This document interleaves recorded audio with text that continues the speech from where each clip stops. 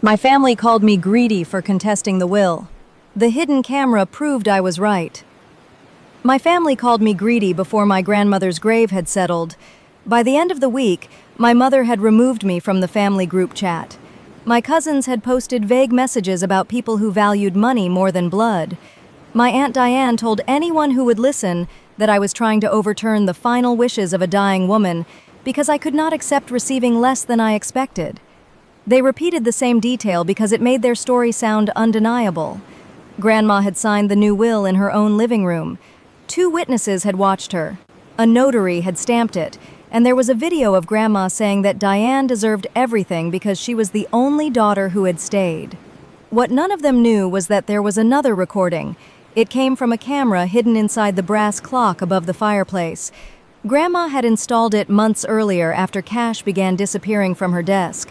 The camera recorded continuously, not merely when someone pressed a button and told her what to say. It recorded my aunt rehearsing Grandma's statement. It recorded my mother taking the original will from the locked cabinet. And at 11:42 on the night before Grandma supposedly changed her mind, it recorded the sentence that eventually destroyed every lie my family told about me. My grandmother looked directly at Diane and said she would rather leave the house empty than reward a thief. I did not know about that recording when I filed the objection. I only knew that the will was wrong. My grandmother, Evelyn Walsh, raised 3 daughters in a narrow brick house on Hawthorne Street. My mother, Patricia, was the oldest. Diane came next. My Aunt Laura was the youngest and moved abroad when I was a child. Grandpa died when I was 14. After that, Grandma turned the first floor of the house into a small alteration studio. She hemmed school uniforms, repaired wedding dresses, and kept the books for 3 neighborhood shops. She never became wealthy in the way my relatives later described, but she was careful. The house was paid off. Her savings grew. A developer purchased the abandoned warehouse behind her block, and property values tripled. By the time Grandma turned 82, her estate was worth a little more than $2 million. That number changed the atmosphere around her. For most of my life, family visits had been measured in birthdays and holidays. Suddenly, Diane appeared every morning with groceries. My mother began asking whether Grandma had updated her beneficiaries. Cousins who had ignored phone calls for years offered to clean the gutters and drive her to appointments. Grandma noticed. She was old, not foolish. I was closest to her, but not because of the house. After college, I rented an apartment 10 minutes away and worked as a forensic accountant for an insurance company. Every Wednesday, I brought dinner and balanced her accounts. On Sundays, we watched old mystery films while she criticized every detective for missing obvious evidence. She told me she did not want her death to become an auction. Her estate plan was simple. The house would be sold unless one daughter purchased the other's shares at an independent valuation. The money and remaining assets would be divided equally among her 3 daughters. I would receive her sewing equipment, family photographs, and a small education fund to administer for the great-grandchildren. I expected nothing more. In fact, I had helped her organize the financial documents for her attorney, Samuel Ortiz. I never attended their private meetings. Grandma insisted on that. She wanted no one to claim I had influenced her. Samuel's notes later showed that she repeated the same instructions at 4 meetings over 6 years. Grandma did not treat estate planning like a secret prize ceremony. She treated it like bookkeeping. Every January, she opened a blue accordion folder at the dining table and updated a list of account numbers, insurance policies, repair receipts, and names of people who should be called if she entered the hospital. She wrote everything in block letters because she said grief made even familiar handwriting difficult to read. I had seen the folder many times, but I never read the will inside it. My job was to check that the contact sheet matched the statements and that closed accounts were crossed out. Samuel kept the signed originals at his office. Grandma kept certified copies in the fireproof cabinet so her daughters could not later claim they had misunderstood her. The equal division mattered to her because each daughter had received help at a different time. My mother had been given the down payment for her first home. Diane had lived at Hawthorne Street without rent for almost 5 years after her divorce. Laura had borrowed money to start a language school overseas and repaid most of it. Grandma recorded every amount, then decided none of it would be deducted from their inheritance. She believed parents created permanent damage when they turned old acts of help into weapons. That did not mean the sisters stopped comparing. My mother counted every hour Diane spent at the house. Diane counted every holiday Laura missed. Laura remembered every loan my mother pretended had been a gift. They could make a moral argument out of a grocery receipt. Grandma usually ended those arguments with the same answer. Her money was not a scorecard for their childhood. The education fund was the only part requiring ongoing management. It held enough to cover vocational certificates, community college tuition, or university books for the great-grandchildren. Grandma asked me to serve because my work involved records and controls, not because she loved me more. An independent trustee would approve payments, and I would collect receipts and annual statements. Diane disliked that arrangement from the beginning. At a Thanksgiving dinner 2 years before Grandma fell, she asked why someone from the next generation should have authority over money intended for the family. Grandma explained that I would not control distributions alone. Diane replied that titles and spreadsheets had made me think I was smarter than everyone else. My mother said nothing. That silence stayed with me because it became the pattern of everything that followed. Diane pushed.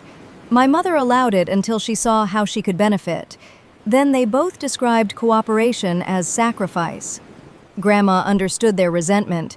That was why she insisted on separate meetings with Samuel, capacity notes, and witnesses who were not beneficiaries. She even asked him once whether a video statement would help. Samuel advised against relying on one. A person could be coached for a short recording, he told her. Consistent instructions, independent advice, and clean execution mattered more. Months later, Diane would use a video for exactly the reason Samuel had warned against. Then, Grandma fell in her kitchen. She fractured her hip and spent 3 weeks in rehabilitation. When she returned home, she could walk with a frame, but pain and fear changed her daily life. She stopped using the stairs. She slept in the back room beside her studio. She became anxious when left alone. Diane volunteered to move in. At first, I was grateful. Diane was 60, divorced, and working part-time. She converted the upstairs guest room into a bedroom and handled meals, medication, and transportation. My mother covered weekends. I continued my Wednesday visits and managed bills through a limited financial power of attorney that Grandma had signed years earlier. The arrangement lasted peacefully for 1 month. During that month, Diane sent daily updates. She photographed meals, listed physical therapy exercises, and told the family how little she slept. Everyone praised her. I praised her too. Caregiving was exhausting, and I had no reason yet to believe the updates were part of a performance. The first inconsistency involved a physical therapy appointment. Diane wrote that Grandma had refused to attend because she was too weak. The clinic called me an hour later because my number remained on the account. They said the appointment had been canceled by a woman who claimed the family had chosen home hospice. Grandma was not on hospice. When I asked about it, Diane said the receptionist had misunderstood. The appointment was rescheduled, then canceled again. After 3 missed sessions, the clinic discharged Grandma for non-attendance. Her world became smaller. The walker stayed beside her chair. The curtains remained closed because Diane said bright light triggered headaches. The telephone moved from the side table to the kitchen counter, beyond Grandma's reach. Mail was collected before breakfast. Neighbors were told to call before visiting because unexpected guests caused agitation. Every restriction had a reasonable explanation when viewed alone. Together, they formed a locked door without a visible key. On Grandma's 83rd birthday, I arrived with the lemon cake she always requested. Diane met me outside and said Grandma had become confused about the date. A dozen relatives were already inside. Through the front window, I could see balloons and wrapped gifts. Diane told me my presence would upset her. I stood on the porch holding a cake while my family celebrated 10 feet away. My mother came out after several minutes. She did not ask me in. She said I needed to stop making everything about access and control. Then she took the cake from my hands and closed the door. That night, a cousin posted photographs. In every picture, Grandma looked sleepy. In one, Diane held a card toward the camera while Grandma's head rested against the chair. The clock above the fireplace showed 6:40. According to the medication schedule Diane later produced, Grandma had received a pain pill at 6:30. I saved the photograph. The next morning, Grandma left me a voicemail that lasted 4 seconds. There were no words, only the sound of the television and Diane telling someone to hang up. I saved that too. Then Diane began canceling my visits. Grandma was tired. Grandma had a headache. Grandma had already eaten. Grandma did not want company. When I called, Diane often answered Grandma's phone. If Grandma came to the line, the call lasted only a few minutes. She sounded distant and struggled to remember what day it was. Her doctor blamed the confusion on pain medication and a urinary infection. The infection cleared. The confusion did not. I reviewed the pharmacy records. Grandma's prescription allowed 1 tablet every 8 hours as needed. The refill pattern suggested she was receiving the maximum dose every day. When I asked Diane to keep a medication log, she accused me of treating her like an employee. 2 weeks later, my access to Grandma's online banking stopped working. Diane said the bank had reset the password after suspicious activity. My mother said I should be relieved that someone else was carrying the burden.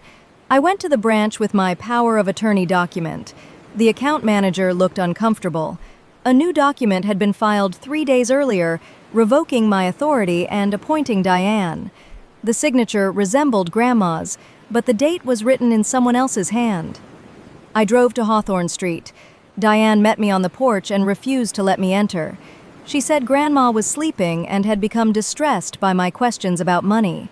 My mother arrived 10 minutes later, as though she had been waiting nearby. Together, they told me Grandma felt monitored, judged, and controlled. I asked to hear that from Grandma. They said my insistence proved their point. I called Adult Protective Services the following morning. The investigator visited the house, spoke to Grandma privately, inspected the kitchen, and reviewed the medication bottles. Grandma said she felt safe and wanted Diane to manage her care. The house was clean. There was food in the refrigerator. No bruises, untreated injuries, or obvious neglect were found. The case closed. The investigator did not ignore my concerns. She explained the limits carefully. Grandma had denied being harmed. Diane had provided a current power of attorney. The medication bottles matched prescriptions on file. Unless there was evidence of immediate danger, financial theft, or incapacity, the agency could not remove an adult from her home because relatives disagreed. I understood the standard. I also understood how easily a clean refrigerator could hide coercion. 2 days after the visit, Diane sent the family a long email describing my report. She said a government worker had searched Grandma's home because I wanted control of the estate. She omitted the changed prescription, blocked calls, canceled therapy, and revoked financial authority. My relatives answered with praise for Diane. One cousin offered to help install new locks. Another wrote that people who worked with numbers sometimes forgot compassion. My mother forwarded the entire thread to me with one sentence: "This is what you caused." At work, I spent my days investigating claims built from partial truths. Fraud rarely arrived as one spectacular lie. It arrived as a stack of ordinary documents that supported one another because the same person had created them. A false invoice matched a false approval. A false approval matched a false delivery record. Each page made the next page appear legitimate. I began viewing Grandma's situation the same way. Diane's caregiving log confirmed the medication she controlled. My mother's statements confirmed the access Diane restricted. Grant's letters later confirmed the wishes they supplied to him. The family repeated those records until repetition looked like independence. I needed information they had not created. I requested old bank statements that fell within the period of my valid authority. I compared recurring expenses with current account balances listed on the last statement I had seen. Utilities remained normal. Grocery charges doubled even though Grandma ate less. Cash withdrawals appeared every Friday, usually just below the amount that triggered the bank's internal review. I could not access the newest statements, but I could calculate the pattern. I also called the home health agency named in Diane's updates. No nurse from that agency had visited Hawthorne Street. Diane had used the company's name after downloading a sample care plan from its website. The agency would not discuss private medical information, but it confirmed in writing that Grandma was not a client. When I shared that with my mother, she said Diane had only used the form to stay organized. I asked why a caregiver needed to invent visits that never occurred. She ended the call. Samuel helped me create a chronology. We recorded dates without conclusions: the fall, the move, canceled therapy, medication refill, revocation of authority, refused visits, missing blue folder, and changed attorney. The finished timeline covered 4 pages. Looking at it made me feel less irrational. It also frightened me more. The changes were not random consequences of aging. Each one increased Diane's control and reduced outside observation. Afterward, most of my family stopped speaking to me. Diane told them I had tried to have Grandma removed from her home. My mother said I was furious about losing control of the bank account. My cousins heard that I had accused their mothers of elder abuse because I expected a larger inheritance. The truth was less dramatic and more frightening. In 8 weeks, the woman who had trusted me with every bank statement had become inaccessible. Her medication had increased. Her legal authority had shifted.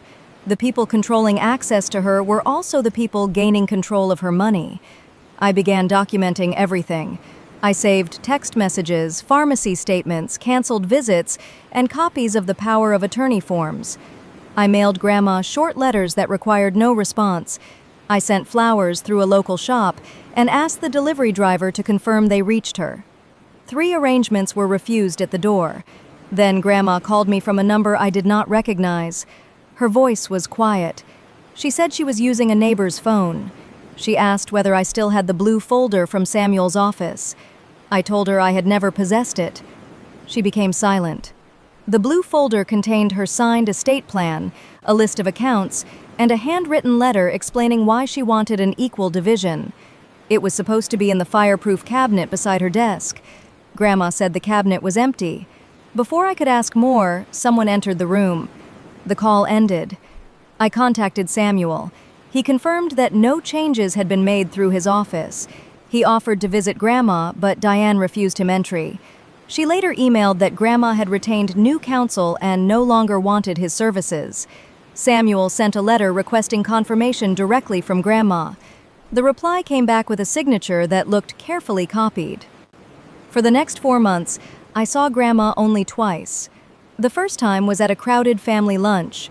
Diane remained beside her chair. Grandma looked thinner and moved slowly. Whenever I asked a question, my mother answered. The second time was in the emergency department after Grandma fainted.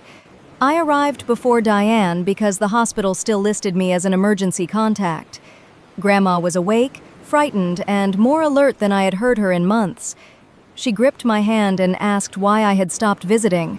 I told her I had not stopped trying. She stared at the doorway.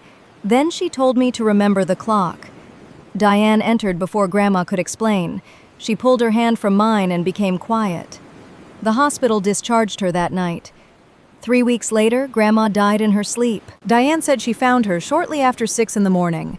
The death certificate listed natural causes related to heart disease. There was no autopsy because Grandma's physician had expected her health to decline, and no one with legal authority requested one before the funeral home collected her body. I asked whether the medication bottles had been preserved. My mother accused me of turning Grandma's death into an investigation. By then, every question I asked was treated as proof of the motive they had assigned to me. At the visitation, relatives watched me as if I might steal something from the casket. Diane wore Grandma's pearl earrings. My mother carried Grandma's leather handbag. When I asked where the blue folder was, she told me to have some dignity. The funeral director quietly gave me an envelope Grandma had left with the cemetery paperwork years earlier. It contained burial instructions, a list of hymns, and a note asking that no jewelry be placed in the casket because she considered that wasteful. There was nothing about the estate. Still, the handwriting mattered. It was firm, angular, and consistent. I photographed it beside the signature on the revoked power of attorney. The differences were visible even before an expert reviewed them. Grandma's real capital E began with a vertical stroke. The disputed signature began with a loop. At the meal after the burial, Diane announced that she planned to preserve the house exactly as Grandma left it. Within an hour, my cousin Marcus was measuring the studio for a home theater. Another cousin carried boxes of fabric to his truck. My mother removed framed photographs from the hallway and divided them by branch of the family. No executor had been appointed. No inventory had been filed. They were distributing property before anyone outside the family could see what existed. I called Samuel from the parking lot. He told me to send one written preservation notice to everyone involved and not to enter the house without authority. He also told me to record the license plates of vehicles carrying property. I did both. That decision later prevented Diane from claiming the studio had been empty when she inherited it. Diane organized the funeral. My mother selected the hymns. I was permitted to sit with the grandchildren but excluded from the obituary planning, the meal afterward, and the first meeting with the estate attorney. 5 days after the burial, a lawyer named Grant Keller summoned the family to his office. The will on his table was dated 7 months earlier, during the period when Diane first blocked my visits. It revoked every prior document. Diane received the Hawthorne Street house, all financial accounts, Grandma's jewelry, and the contents of the studio. My mother received $100,000. Laura received $50,000. Each grandchild received $5,000. I received Grandma's brass clock. The gift was conditional. If I contested the will, questioned Diane's conduct, or assisted anyone else in a challenge, I would lose even that. Grant played the video. Grandma sat in her armchair wearing a blue cardigan. Diane was off camera. A date appeared in the corner. Grandma looked toward someone beside the lens and said Diane had sacrificed more than the rest of the family. She said she wanted Diane to have the house and money. She also said I had become obsessed with controlling her finances. Her words were slow but understandable. My mother cried. Diane lowered her eyes. Everyone looked at me. I watched the video again. Grandma's cardigan was buttoned incorrectly. Her eyes kept moving toward the same point. Between sentences, the image jumped by fractions of a second. The clock behind her showed 3:18 during the first statement, 3:24 during the second, and 3:21 during the third. The video had been assembled from multiple takes. I asked Grant for a copy of the will and recording. He refused the recording but provided the document. I photographed every page. That evening, my mother called me greedy. She said Diane had given up her life to care for Grandma while I had watched bank balances.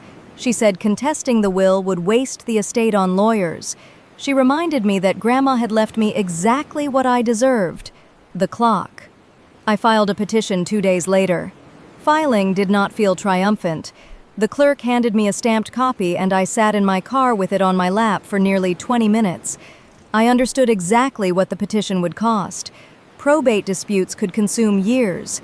The burden would fall on the person challenging the signed document. The family's edited video would be played before anyone saw the medication records or timeline. Even if I won, people could still decide I had destroyed the family over money. My attorney, Rachel Kim, asked one question before agreeing to represent me. If the estate had been worth nothing, would I still want the will examined? I answered yes. I wanted the bank withdrawals explained. I wanted to know why Grandma had asked for me in the hospital and why she believed I had stopped visiting. I wanted the original plan found. Most of all, I wanted the last months of her life treated as evidence instead of family property. Rachel warned me not to argue online, not to answer anonymous messages, and not to remove anything from the house. She instructed me to preserve my phone, emails, calendars, photographs, and location history. If I accused others of manipulating records, my own records needed to survive the same scrutiny. I followed every instruction. Diane did not. The morning after she received the petition, she posted a photograph of Grandma smiling beside the caption that some people could not accept a woman's right to choose. My mother shared it. Cousins added stories about Diane bathing, feeding, and comforting Grandma, while I supposedly built a case against them. The posts reached my employer. An anonymous email accused me of abusing financial access to an elderly relative. My compliance director placed me on temporary administrative leave while the company reviewed whether I had used work systems or confidential tools in a private dispute. I turned over my records voluntarily. The review cleared me in 9 days, but Diane had achieved something important. She had made the challenge expensive before the first hearing. She wanted me isolated, embarrassed, and afraid of losing my career. Instead, the attack created another independent record. My employer's review confirmed that I had never accessed Grandma's information through company databases, never received estate funds, and had reported my family relationship when I first helped her organize accounts. Rachel requested that report in discovery. The lie designed to discredit me became evidence of how carefully I had maintained boundaries. I challenged the will on grounds of undue influence, lack of capacity, fraud, and improper execution. I requested an independent administrator, a full accounting, medical records, and preservation of all electronic devices used to create the video. Within hours, my name became a warning repeated across the family. Some relatives called me directly. Others sent messages about shame, loyalty, and the cost of litigation. A cousin calculated what every beneficiary might lose if the case continued. My mother said she would testify that Grandma feared me. Not one of them asked why the woman who believed in equal division for decades had suddenly punished the only person who questioned her isolation. The court froze the estate. Diane could remain in the house temporarily, but she could not sell it, transfer funds, or dispose of property. A neutral administrator took control of the accounts. Bank records showed that in the 7 months before Grandma's death, Diane had withdrawn $94,000. She categorized most of it as caregiving reimbursement. There was no written care agreement. The withdrawals included a luxury cruise, payments to my cousin's failing restaurant, and $30,000 transferred to my mother. My mother called the money repayment for old family loans. She could not produce a loan document. Medical records were worse. Discovery revealed how the new lawyer entered the picture. Grant Keller had not been Grandma's choice. Diane found him through the neighbor who later witnessed the will. His office handled real estate closings and simple divorces. He had drafted only 3 wills in the previous 5 years. Grant claimed he met privately with Grandma twice. His calendar showed one 40-minute appointment at Hawthorne Street and 1 telephone conference. Phone records showed the conference lasted 7 minutes and originated from Diane's phone. Notes from the house visit consisted of 6 bullet points, including the value of the property and the phrase, "ungrateful accountant granddaughter." That phrase appeared word for word in a message my mother had sent Diane the day before the appointment. Grant did not ask Grandma to describe her prior plan. He did not contact Samuel. He did not obtain a medical evaluation. He accepted Diane's statement that the family wanted to avoid upsetting Grandma with unnecessary questions. In his deposition, Rachel asked why the person receiving almost the entire estate had remained in the room during the planning conversation. Grant said the house was small. Rachel asked why he had not requested privacy. He said Grandma appeared comfortable. Rachel asked whether a woman who looked toward her caregiver before every answer might have been seeking permission. Grant could not remember where Grandma had been looking. The original phone video had also passed through his office before the family meeting. Metadata showed that Grant's assistant exported the file twice, trimming several seconds from the beginning and end. She described the changes as removing dead air. The court ordered production of every version. The earliest copy began with Diane's voice telling Grandma to start again and remember what they practiced. It ended with Grandma asking whether I would be allowed to visit after she signed. Neither line appeared in the version Grant played for the family. Grandma's physician had reduced the pain medication after the infection cleared. The pharmacy continued dispensing the previous dosage because Diane used an older prescription at a different location. On the day the will was signed, Grandma had been treated for dehydration and medication-related confusion. A nurse's note described her as unable to state the month or explain why she was at the clinic. 4 hours later, the video showed her reciting a detailed new estate plan. The witnesses were Diane's neighbor and my mother's hairdresser. The notary was Grant Keller's legal assistant. All 3 claimed Grandma understood everything. The case might still have become a battle between records and rehearsed testimony if the court-appointed administrator had not asked me to collect the specific personal item named in the will. The brass clock was still above the fireplace. Diane objected. She said removing it before the case ended might damage the house. The administrator reminded her that the clock was undisputed personal property and accompanied me inside. It was heavier than I remembered. At my apartment, I placed it on the table and examined the back. The battery compartment held no batteries. A small cable disappeared behind the wood panel.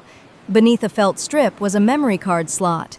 Then I remembered Grandma's words in the hospital. Remember the clock. I did not insert the card into my computer. My attorney contacted a digital forensics examiner. He photographed the clock, removed the card under recorded conditions, created a verified image, and preserved the original. The card contained 412 hours of video. Rachel treated that number with caution. 412 hours did not automatically mean 412 hours of useful evidence.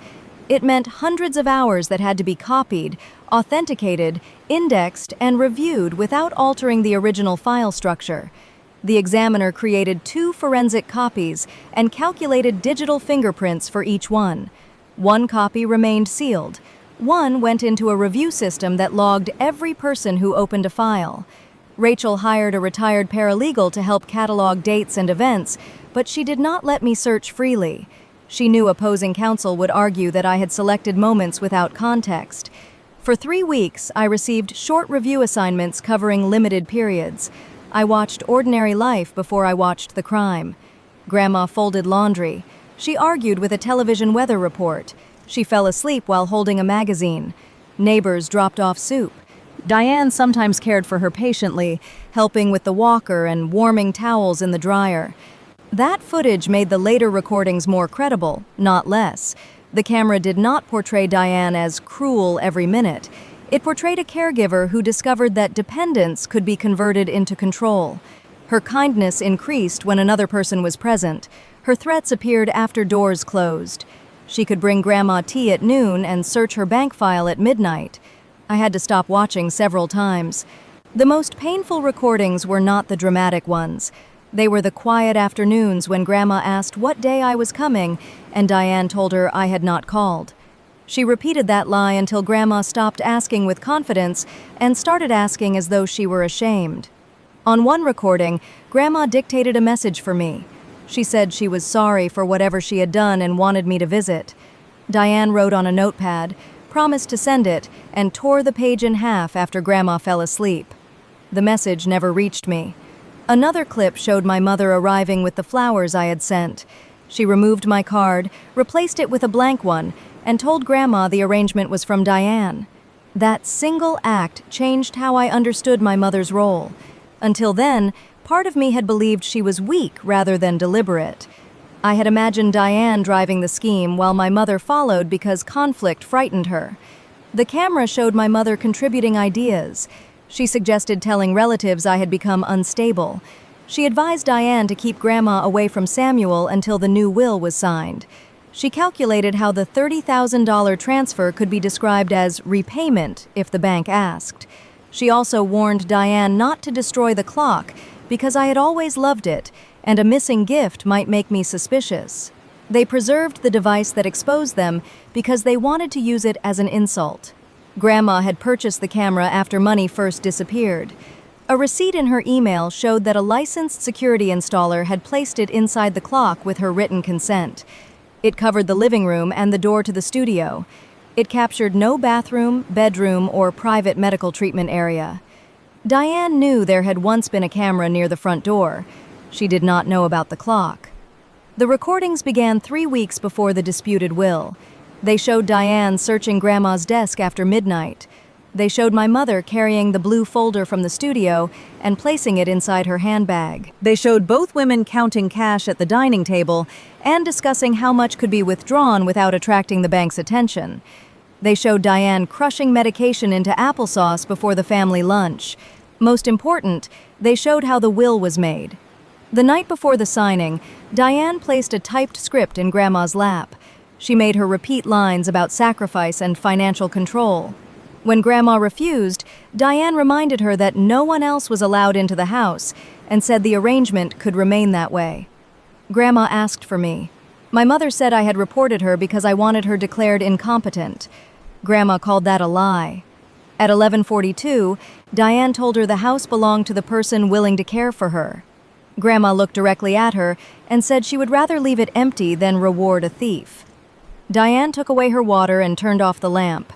The next afternoon, Grandma returned from the clinic barely able to keep her eyes open. The neighbor and hairdresser arrived. Grant's assistant placed the will on the table. No one read it aloud. No one asked Grandma to identify her assets, name her heirs, or explain the distribution. Diane guided her to the final page. Grandma signed. After the witnesses left, my mother opened the blue folder. She removed the signature page from the original will Samuel had prepared and held it beside the new one. Diane said they needed to destroy every copy. Then my mother noticed the brass clock. She climbed onto a chair, opened the back, and pulled out a cable. She believed she had disabled it. The internal battery continued recording for 9 more hours. The footage already saved to the memory card remained untouched. The recording also captured the staged video. Diane fed Grandma one sentence at a time. My mother stopped and restarted the phone whenever she objected or asked for me. Afterward, they edited the usable lines together. The continuous camera showed 37 minutes of coercion behind a video lasting 91 seconds. My attorney disclosed the footage through the court process and requested emergency sanctions to prevent destruction of other evidence. Diane's story changed immediately. She first claimed Grandma had authorized the withdrawals. Then she claimed the payments were gifts. She said the medication had been mixed with food because Grandma struggled to swallow. She said the rehearsal was merely helping an elderly woman organize her thoughts. My mother said the blue folder had been taken for safekeeping. The forensic examiner recovered deleted messages from both of their phones. In one, Diane wrote that Grandma was easier to manage after the afternoon dose. In another, my mother worried that Samuel's equal division will might still exist at his office. Diane answered that the new document and video would make any challenge look greedy. They had chosen the accusation before Grandma died. It was not an emotional reaction to my petition. It was part of the plan. Once those messages were produced, Diane's attorney requested mediation. The offer would have given Laura her original third, restored most of my mother's share, and paid me $200,000 if I withdrew the fraud allegations and agreed that the disputed will had reflected Grandma's wishes except for its distribution amounts. Diane would keep the house. The proposal was designed to look generous. It was also designed to preserve the lie that had made everything else possible. If I accepted, the court would never rule on the coercion. The notary conduct might never be reviewed. The unauthorized withdrawals could be repaid quietly and reframed as misunderstandings. Diane could say the family had settled a disagreement rather than exposed exploitation. Rachel explained the risks of refusing. A judge could exclude portions of the camera footage. Capacity cases were unpredictable. Legal fees would continue. Appeals could delay distribution for years. I asked whether the settlement required Diane and my mother to admit what they had done. It did not. I declined. Laura supported that decision from overseas. She had avoided the family conflict for years, partly because distance made avoidance easy. During her deposition, Diane's attorney suggested that Laura resented being excluded and had joined me for money. Laura produced 11 years of emails from Grandma.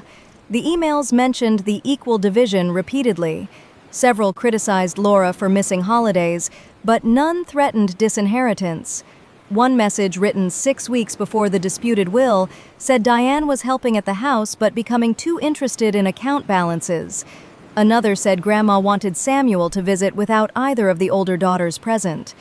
Laura had not understood the urgency at the time. On the witness stand, she did not pretend otherwise. She admitted that she had answered too slowly, accepted Diane's updates, and convinced herself that a clean house meant safe care. Her honesty made her difficult to attack. She had no need to exaggerate my virtue or deny her own failure. My cousins faced a harder choice. Several had posted accusations about me. 2 had received money from Diane. Marcus had taken equipment from the studio after the funeral. Under oath, vague family stories became dates, sources, and contradictions.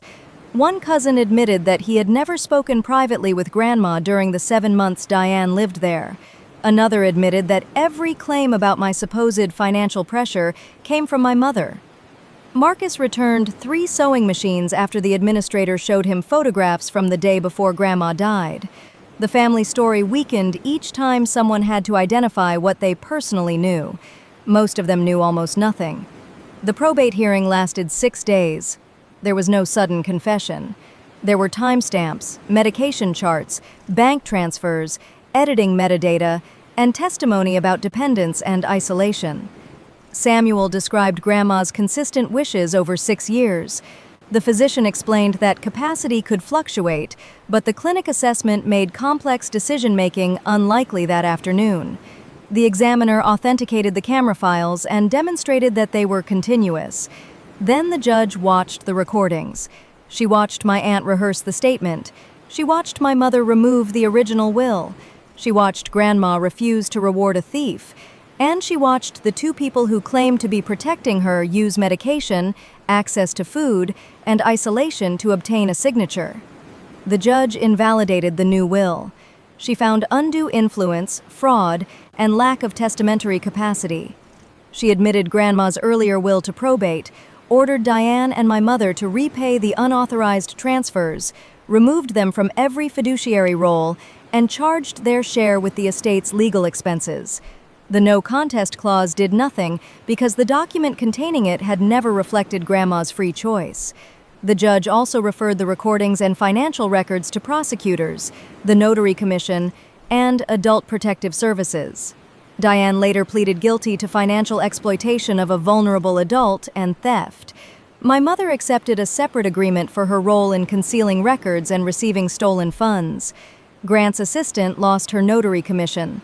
The 2 witnesses admitted they had not seen Grandma review the will. My family's public outrage became private silence. The silence did not arrive all at once. For 2 days after the ruling, Diane's supporters insisted the judge had misunderstood family caregiving. Then the written decision became public. It quoted the messages about medication, described the staged recording, and listed every unexplained transfer.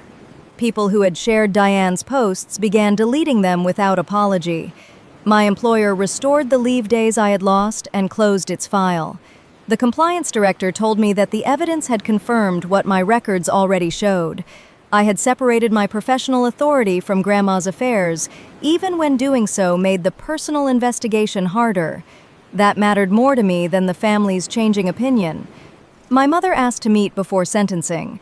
Rachel advised me to choose a public place and bring someone, but I decided a written exchange would be safer. My mother sent 6 pages. She described Diane's pressure, Grandma's decline, and her own fear that Laura and I would control everything after the death. She said the $30,000 had begun as a loan and that she intended to return it. She also wrote that she had never expected the plan to go so far. That sentence revealed more than an apology would have. She had expected it to go somewhere. She had expected the isolation, false updates, altered video, and missing folder to produce an advantage. She regretted the scale of the consequences after the camera made denial impossible. I answered once. I told her I would not discuss the criminal case, estate accounting, or repayment outside formal channels. I said future contact would depend on accountability without excuses and respect for boundaries she had spent months attacking. She called the response cold. I did not reply. For years, my family had described calm limits as cruelty whenever emotion failed to change my decision. Grandma had understood that pattern. Her records, separate legal meetings, and independent trustee were all boundaries written on paper. Diane and my mother had not mistaken those boundaries. They had removed them. The court appointed a professional fiduciary to finish the estate. Every object taken from the house had to be listed, returned, or valued against the taker's eventual distribution. The process was slow and humiliating for relatives who had treated possession as permission. Marcus returned the sewing machines with one power cord missing. A cousin returned silverware in a grocery bag. My mother returned the handbag but claimed the pearls were a gift. A photograph from the clock footage showed Grandma placing them in the jewelry box 2 days before her death. Their value was charged against my mother's share. The house required months of work before sale. Diane had deferred taxes, ignored a leaking roof, and removed fixtures while the case was pending. The neutral administrator documented each expense. The final price was still high, but not the fantasy amount Diane had promised everyone when she assumed ownership would be immediate. No one became rich. That was another truth the family had refused to see. The estate looked enormous when discussed as one number. After repayment, taxes, repairs, legal fees, and the education fund, each lawful share represented security, not endless wealth. They had risked freedom, relationships, and Grandma's final months for money that could never repair what they did to obtain it. A few relatives apologized. Most explained that they had believed what they were told. One cousin said everyone had been trying to avoid conflict. I did not argue. Avoiding conflict had meant leaving an isolated woman with the people controlling her medication and money. It had meant treating questions as betrayal because questions threatened an inheritance. The house was sold under Grandma's valid will. Laura received her third. My mother's share was reduced by repayment and fees. Diane inherited nothing beyond the small amount left after the judgment against her. I received the sewing equipment, photographs, education fund, and brass clock. I kept the clock, but I removed the camera. The studio equipment went to a non-profit that teaches tailoring to women returning to work. The education fund remains open, administered through an independent trustee. Every child in the family can benefit from it, including the children of relatives who called me greedy. I did not do that to prove I was generous. I did it because the fund belonged to Grandma's intentions, not my anger. The first application arrived 6 months later from the daughter of a cousin who had testified against me. She wanted to complete a nursing assistant program. Her father had deleted his accusations after the ruling, but had never apologized. The old version of me might have treated that silence as a reason to refuse. The trust did not permit that kind of revenge, and Grandma had never intended it to. The independent trustee verified the school, tuition, and enrollment. I checked the documents, signed the recommendation, and the payment went directly to the program. My cousin sent a short message thanking me. I answered that the money came from Grandma. That exchange was enough. Protecting her plan did not require me to restore relationships that had become unsafe. It required me to stop anyone, including myself, from turning the fund into a reward for loyalty. The children were not responsible for the choices their parents made during the case. I also paid to have the brass clock repaired. The installer removed the wiring, sealed the hidden compartment, and restored the pendulum. It now keeps time in my office, where clients occasionally notice its uneven brass face and ask whether it is valuable. I tell them it belonged to my grandmother. I do not explain the camera. Some evidence belongs in court.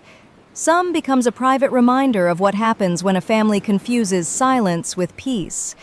Every quiet tick tells me that records matter, but so does the courage to question a record that does not fit the life behind it. A year after the hearing, I found one of her handwritten notes between 2 pattern books. It listed 3 names: Patricia, Diane, and Laura. Beside them, she had written the same fraction, 1/3. Below that was a sentence I had heard throughout my childhood. Fair does not mean no one is disappointed. Fair means no one gets to steal the choice. My family thought contesting the will would make me look guilty. They expected the cost, gossip, and threat of disinheritance to keep me quiet. They believed a notarized signature could turn coercion into consent, and a carefully edited video could replace months of abuse. For a while, it worked. They controlled the house, the phones, the medication, and the story everyone heard. But they did not control the brass clock. My family called me greedy for contesting the will. The hidden camera proved I was right. More importantly, it gave my grandmother back the final choice they had tried to steal. That was the only inheritance worth fighting for. The money could be counted, divided, and spent. Her voice could not. Once the full recording was heard, no edited clip, family rumor, or stamped page could silence it again.